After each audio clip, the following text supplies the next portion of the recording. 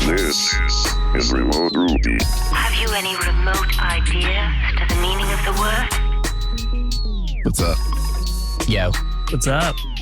So I'm just going to start off by, I checked the Remote Ruby Twitter today. I mean, if I'm the one that runs it. Someone tweeted waiting for the next Remote Ruby to drop. And the gif of the Narcos Pablo Escobar just like deep in thought. And I was like, oh no. And the only thing I could think about, I tweeted about it, was that literally a week ago, we stood on stage and said, make sure you publish every week consistently and on time. And then the literal next week, it was like... Oh, we missed a week? Yeah, we didn't miss a week. Paul sent us Steve's Four-peat episode while we were at RailsConf, and we were so excited to send him back the picture of him that we never actually published the episode. Oh. I was very excited for him to get that picture, though. I will normally like see that email and then like download it immediately and upload it. But sending that picture back, I'm pretty sure I hit send and archive and then it was gone. Chris, he's our most reliable one about making sure every week it gets uploaded. So it's not Chris's fault it didn't get uploaded. It's really Andrew and I's fault for always putting that responsibility on Chris. Whoa. I think, stop right now. Stop right now. It's your fault. Hold on. If y'all want me to upload the episodes, that is information I need to know beforehand. It's on me. Okay. What I'm trying to do, checking. I'm trying to make sure the blame doesn't go to Chris. It's the one who usually uploads the episode. I blame you, Chris. I'm just kidding. We have responsibility as co-heirs of Remote Ruby to make sure that when we say an episode will get published, it gets published. As soon as this episode started, I was like, wait, I didn't listen to Steve's episode yet. And I guess that's why I didn't even put it together. Like all of our advice, do as we say, not as we do. Yeah. I mean, to be fair, our talk was like, here's a bunch of mistakes we've made. Paul, you're not a mistake. Paul, oh my God. Paul is the only reason this thing became sustainable. For real. Seriously. It really is. I'll tell the story I told in an Uber. One of the slides I wanted to make. Is the in an Uber like important context? Well, you were there. I think you were there. Maybe you weren't. I wanted to put a picture of me with my parents because I have this sweet picture from like 2007. I had a goatee because I couldn't grow a full beard yet. And it was a church picture with my parents. And I wanted to put it on the slide and be like, this is mom and dad.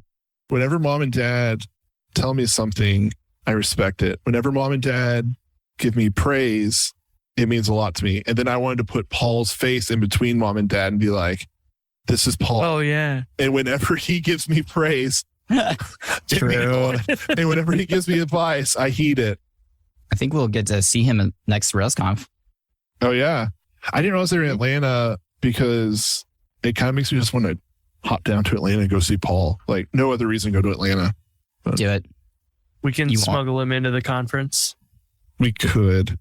If we're going to do another podcast panel, like he needs to be there at that one for sure. And he can live edit it. Yeah. Oh, no. He's going to need a bleep button. Yeah. Do it, Andrew. He's just got to yell, bleep. Yeah. We can talk about this more on another episode because we have Steve back. If you listened to the episode that dropped late, Steve, Polito, we didn't finish our conversation, so we invited him back, which we can get into. But there was a lot about RailsConf we could talk about because all three of us were there.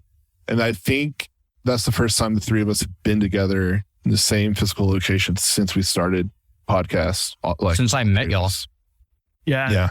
I was telling someone earlier, though, I was trying to be like, RailsConf's only the like second time I've hung out with Andrew. And then I was like, except for the retreat a month earlier, except for Sin City Ruby a month before that. Why are you talking about me, bro? Because I have this bad habit where I'm really like glad to be friends with you. And so I tell people about it. You're the only one that says that. I know. I realized described as a mistake before. I thought you were saying you talk shit about our relationship. No, I was saying you're the only one that says it's a friendship. No, I'm saying you're the only one that says it's a good friendship. You keep me young. You teach me phrases. Steve, let's talk about these geriatric millennials for a quick second. Sweet God. When I hear the term geriatric, it's like decrepit. Yes. How old do you think I am, Andrew? I just kind of because this is my age. So I'm assuming now that you've said that you're like very early 30s? There's no way you're over 30, dude. 32. Oh my God. Because I truly believe if I had to guess, I would have said 28. Well, we talked about this earlier. I have the physique of a jockey. I look much younger than I am. But no, I'm 32. It's a good age, though. I'm digging it. Dude, you're rocking it. Chris used to be 32. Yeah, a long time ago, like 48 hours ago. I can retire now, right? I hit that age, I think. 33? Yeah, it's retirement age. 33. What's it like being 33? Oh, it sucks. What's it like? Does it? Crap. I had a feeling. Yeah. The second it switches, everything changes. Oh. You're looking forward to it, Jason? Yeah. 33 in 3 days. Wait, y'all are the same age? Yeah. We're 5 Not days right now. Yeah.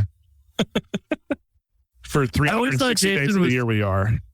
Jason's beard always made me think he was like 8 years older than me. Yeah. Wait. Stop. Jason, you're 32? Yeah. Cool. His brain broke. The fact that we're both 32 is really boggling. Hold on. What age did you think I was? I'm trying to backpedal. Hold on. Okay, not that you look a certain. I just thought you were older than Chris. I thought you were 38. But you have kids, dude. Everyone with kids is 40 in my brain. Okay, that's fine. You have kids, you are 40 to me. Does that mean you actually thought I was a boomer? It wasn't like a satire thing? It was satire because, dude, you'd have to be like way older to be a boomer. Yeah, I'm only 32. I was born in 89. May 30th, 1989. Got some reflection to do today. That's why Chris and I gel so well, is because we're only days apart. But I am clearly much older and wiser. Yes. 5 days older. I don't want to 5 grow days my wiser. beard back out because you're going to think I'm like 60. Yeah. Well, dude, you're just like an adult to me. When I think of Jason, I think Jason is an adult. He thinks Sure, you ordered off the senior menu at Denny's. Yes, He but was not because of confused. that I didn't reason. pull out my AARP card the other day. Well, yeah, but y'all get those at 30, right? Yeah. When you said you feel like I'm an adult, you're the only one who thinks that. So we're even. In crisis, I look to you as the adult to do something. Oh, sweet. All right. Cool. Is that why it hurts so bad that I keep talking shit about you not having a house? Yeah, I'm like, Dad is upset. Dad doesn't approve. Oh no, not the disapproval trauma. Anyway. Sorry, Steve. This is what I came here for. I appreciate this. We spent a whole week together and then we haven't really all talked together in a week. So it's been a hard dynamic. I know. It's been hard for me. Talked about in therapy. Jason withdrawal. Yeah, I got that. That's why I get so depressed after conferences. Same. So I want to start by saying that at the last episode, which is called Steve, Three-peat, Polito, I think this one now technically classifies as Steve, Four-peat, Polito. Yeah. Yep. Even though he's 32 years old. Parentheses, 32 years old. It's arguably a continuation of our earlier conversation, but we didn't record it all at once. It has literally been 2 weeks since we recorded. Therefore, I think it officially crosses the line into a fresh episode, which means I believe you hold the award for most guest appearances as 100% undisputed champion of Remote Ruby. That's high honor. Very much appreciated. I'm going to take a screenshot of this and put it on my fridge after the episode. Oh, I got to focus. All right, Steve, number one, thanks for being back again. Number two, when we left off last time, we wanted to talk about, because before, if I'm not mistaken, you were working on a product, right? You were part of a team that was building something. Yep. And now you're working at Thoughtbot, which arguably like still works on products, but you're not working on Thoughtbot's product. You're like a consultant, like you're working on behalf of Thoughtbot, helping other people to build products, right? Exactly. So I think it's fascinating. And I think Chris probably has some insight on this as well. Okay. Chris is giving us the no. Chris is out today. We needed some of that 33-year-old wisdom. I'm interested to talk about it because they are kind of two different games, in my opinion, like two different playing fields. I've not done professional Rails consulting, but I've done enough side consulting, like building web, that I know it comes with a set of challenges or a set of differences that like building a product comes with. So I kind of wanted to talk about that. So maybe first, where you were before Thoughtbot, would you mind maybe explaining kind of like what you were doing there and what that was like? So before Thoughtbot, I was at Impact Branding and Design, and they're a marketing agency. They do a lot of work with HubSpot, but also coaching folks on how to do the things that Impact does. And they wanted a way to kind of scale that. So they wanted to make a digital platform for that, kind of like a cross between like LinkedIn and Udemy, but specifically for Impact. And I was fortunate enough to get a job there. That was the only thing that we were working on. That was their product. And so, honestly, that was really good experience though for Thoughtbot, because it was everyone's first time working on a product to some degree. So we had a lot of opportunities to try things out and change them, both like from not so much a tech stack, but we had the freedom to try things out when we were building out new features. There was one time where I was like really fascinated with Alpine. So it was just like, I'll use this as an opportunity to learn Alpine while I'm building out this particular feature. But there's also opportunities to adjust our workflow and kind of figure out how we want to do like syncs, and if we're going to do retros, and how are we going to communicate? Are we going to be asynchronous? Are we going to be in meetings more often? That was my experience there. It was a little challenging though, because that was my first Rails job, my first professional Rails job. And it was also my first time working for a product, because the job before that, I was working at an agency doing WordPress work. So in some ways it's consulting. It's just a little easier to scope because WordPress isn't, in terms of software, it's not as complicated as building your own software. But now at Thoughtbot, it's an agency, but we're all consultants, and we're helping people build their product or maintain it. But we're also trying to get them to a point where they can graduate, so to speak, and we could kind of hand off the project to them and when the time is right. And hopefully we will have given them two things. We've given them the software that they need, but we have also given them the tools, like the soft skill tools and framework to know how to like hire the right people and how to run syncs and retros. So the biggest difference between my previous job and this job is there's a level of separation between us and the product. At some point, I will not be working on this project at some point, and that's assumed. But that being said, we work very closely with the client. Like they meet with us in the syncs and the retros. So honestly, my perspective of it is I kind of work for this company. Like that's how it feels like, which is good. That way communication is clear and you feel like you're on the same team. But the biggest difference is people do roll on and off. Now, I've been on this project for 6 months ever since I started, which I like that a lot. It's been a fun project. I'm learning a lot, but people roll on and off. So the challenge there is you want to set up a good foundation for people to join, so it doesn't take them like 3 weeks to get up and running. It'll still take time, but the goal is you want to make it easy for folks to roll on and off. One thing you said about when you were at Impact that was fascinating too is that it wasn't necessarily that you were just building a product. It sounds like you were defining how the team works. Like you're talking about, you're figuring out how you're going to communicate, how often you're going to meet, stuff like that. So when you're doing that, like I assume at Impact, it's with, at a minimum, the other devs, but maybe like stakeholders. What is that like when you're at Thoughtbot? Are you meeting with, you said you meet with the clients that come to your stuff, but is that also like bosses and stuff at Thoughtbot? What does that look like?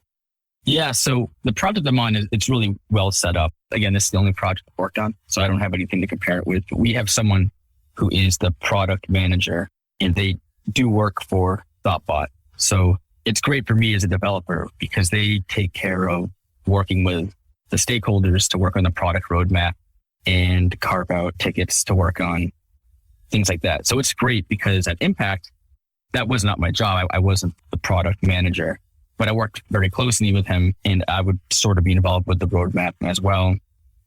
And which was very good experience because even though my passion is development, obviously, if it were up to me, I would spend probably way more time trying to code like the perfect thing versus just getting something out the door, moving on to the next thing and having it validated. And it's also important to understand.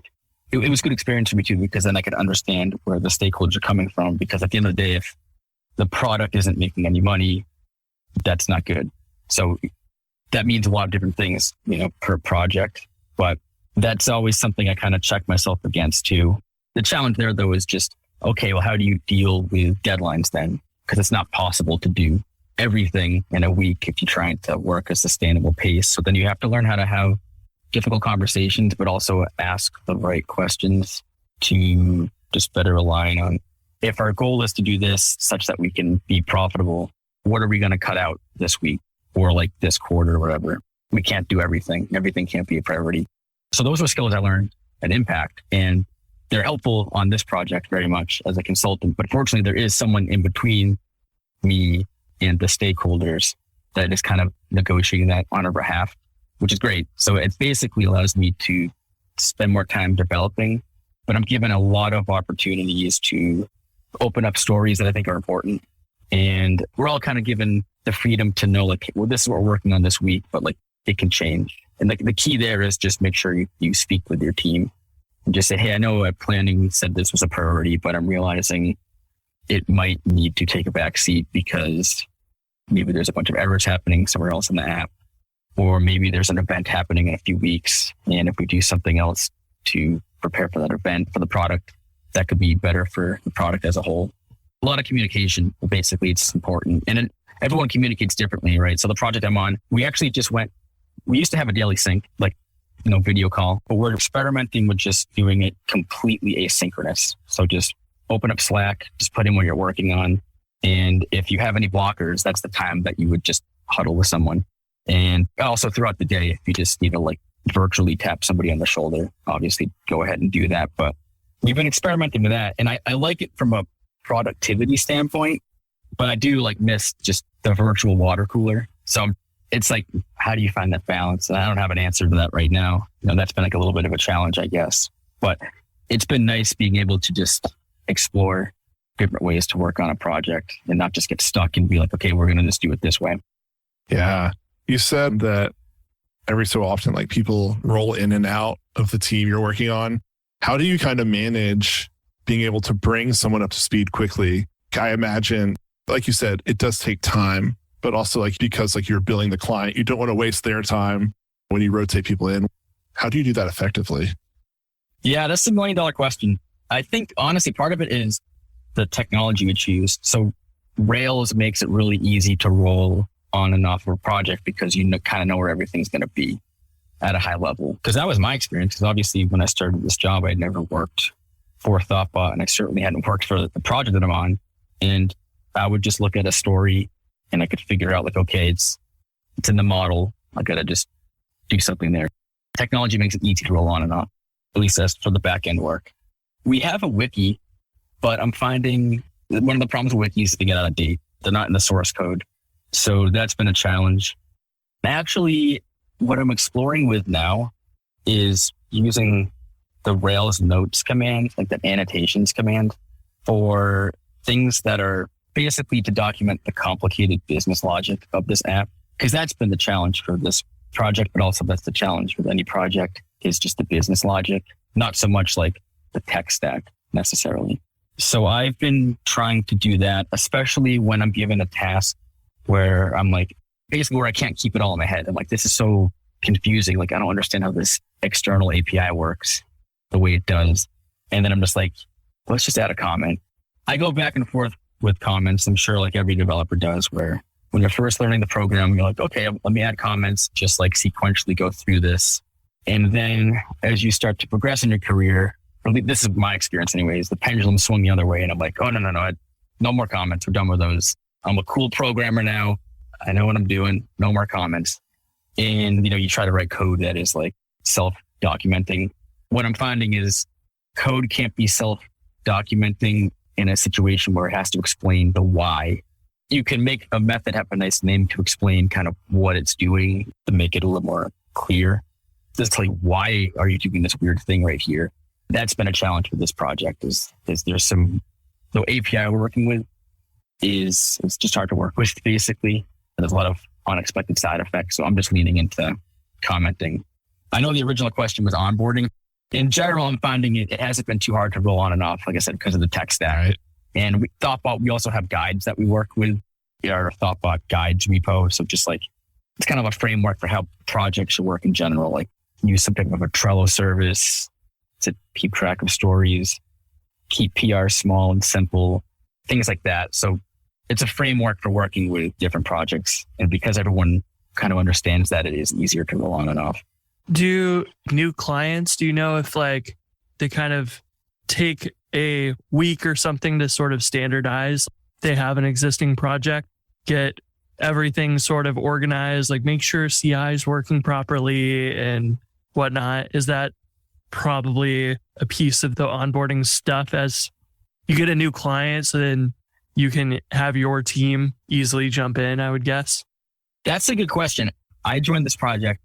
It was relatively new when I joined it, but I wasn't there for that like golden moment for like the Rails new command. I missed out on the Rails new. I wish I was there for that.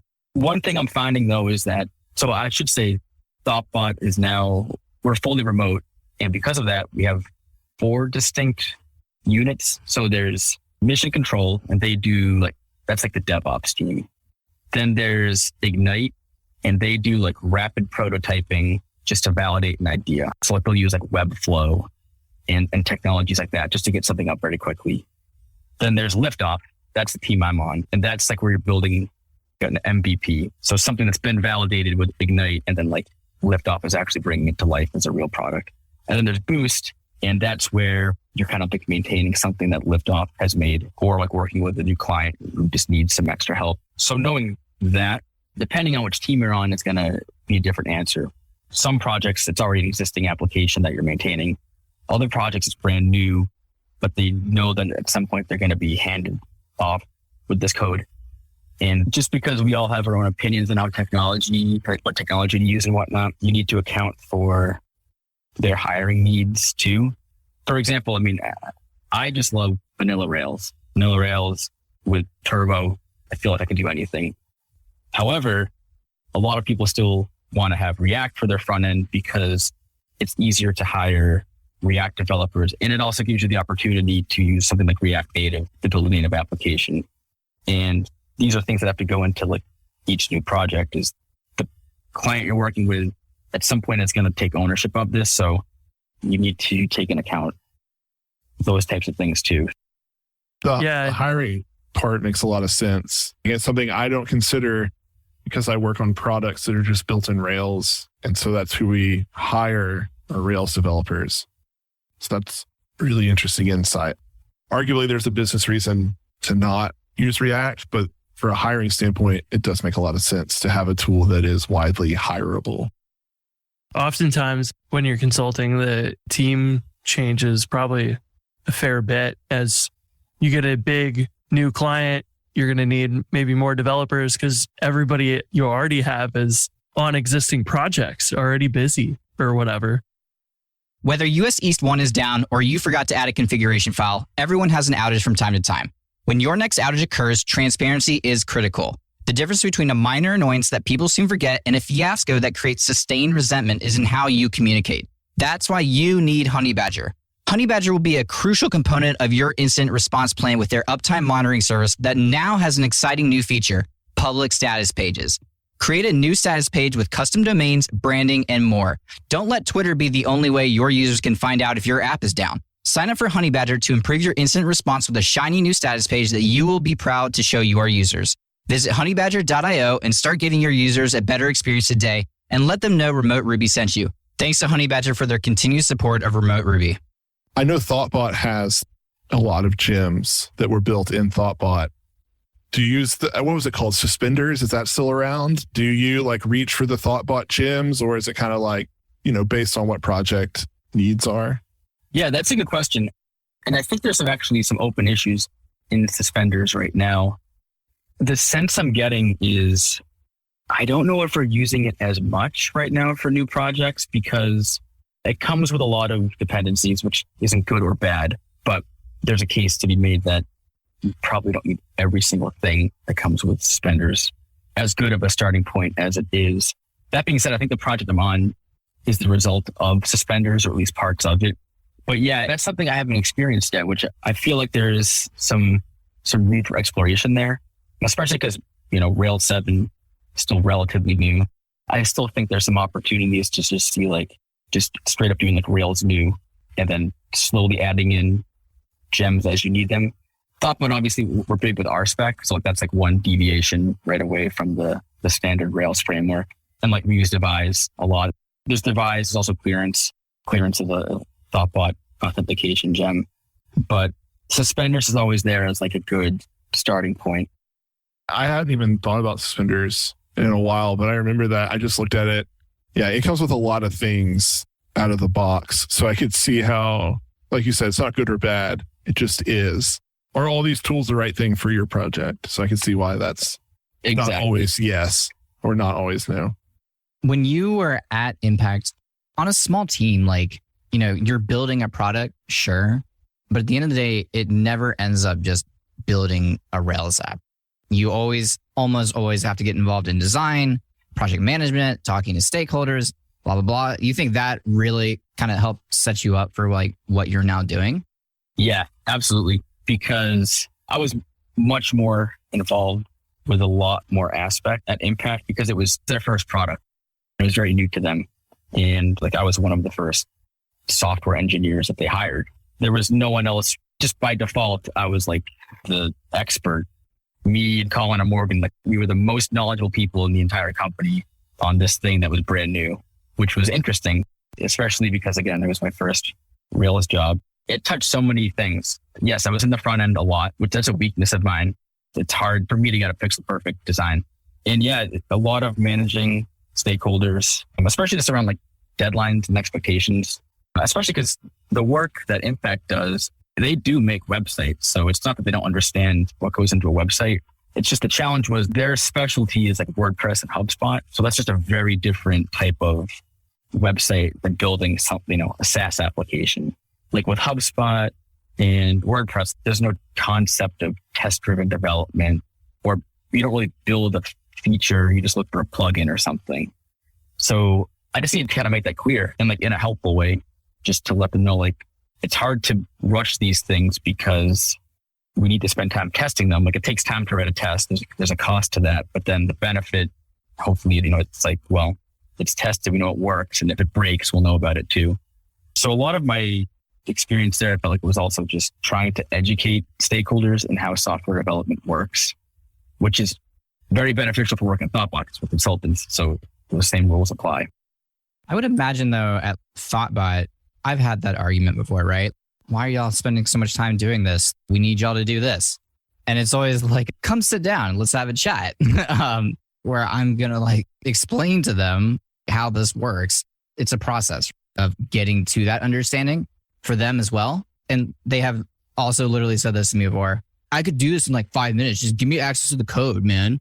Then I do. And like, they never do it. So anyway, I would not imagine like if I hired Thoughtbot that I would have to really advocate for things like that. But it sounds like you still are, maybe not that thing specifically, but there's still a bunch of like advocation for like maybe best practices or trying to provide them the most maintainable software that you possibly can, even though they are like, but I want this thing now. Yeah, fortunately, I haven't had any real conversations like that in detail, but it's something I always keep in mind where if I'm working on something, I just try to keep their perspective in the back of my head as to like, because they're spending a lot of money on this thing and this is their business. It's not so much that I've had to advocate for the work that we're doing. Like if it takes longer or something, fortunately, that has not been a problem. There's a big level of trust. So if something takes longer, there's a good reason why. So there's a good level of trust. It's more, I want to make sure I'm always doing the best work that I can.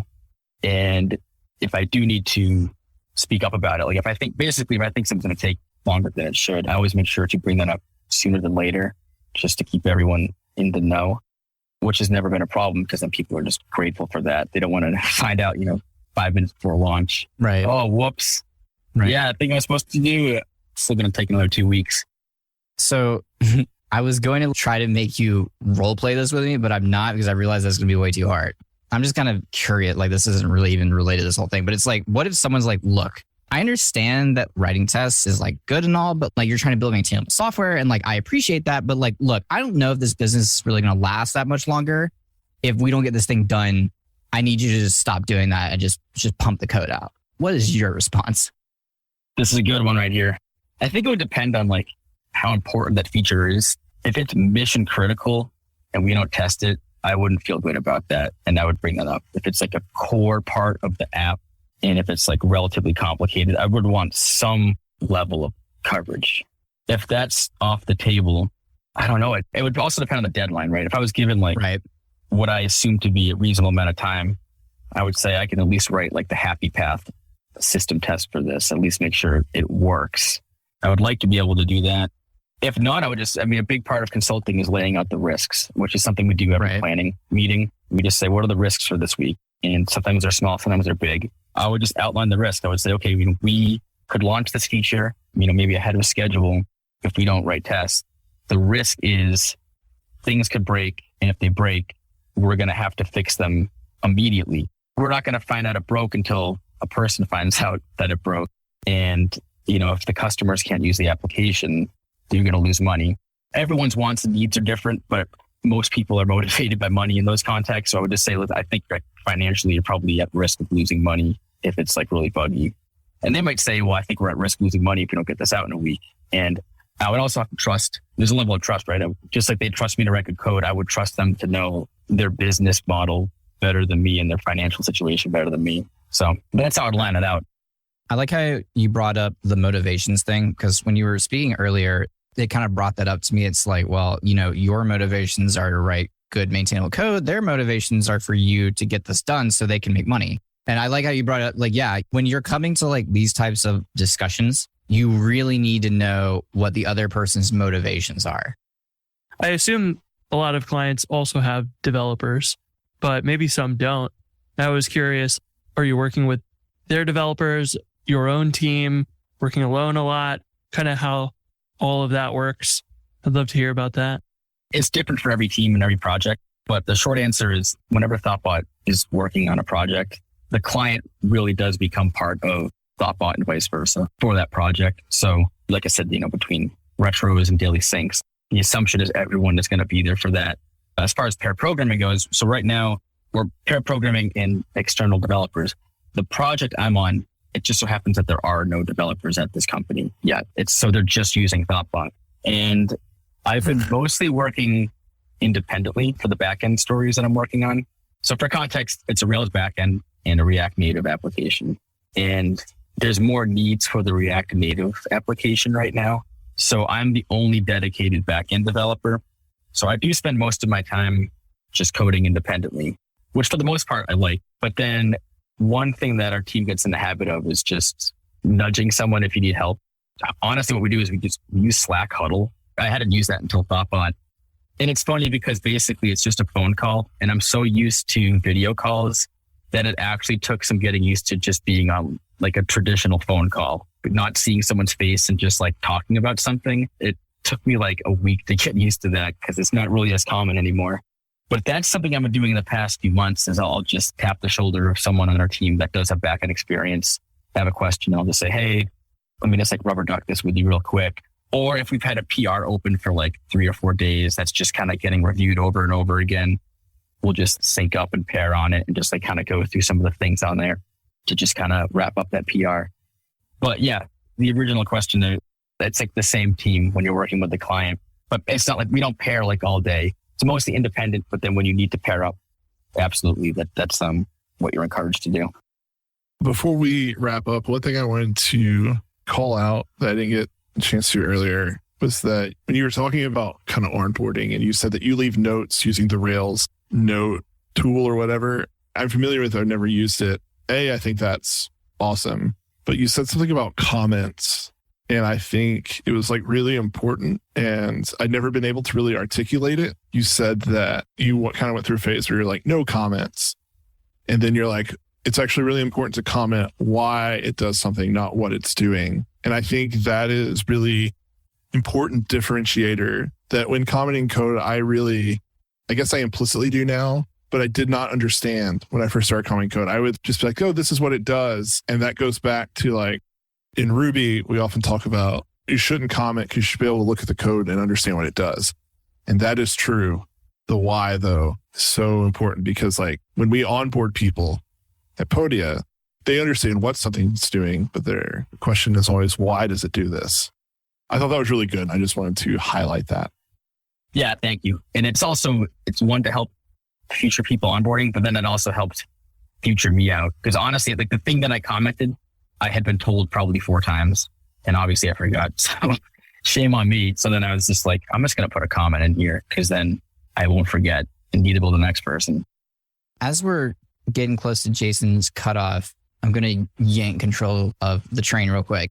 I said this last time, but like, you have a fire Twitter. Congratulations. You survived my purge.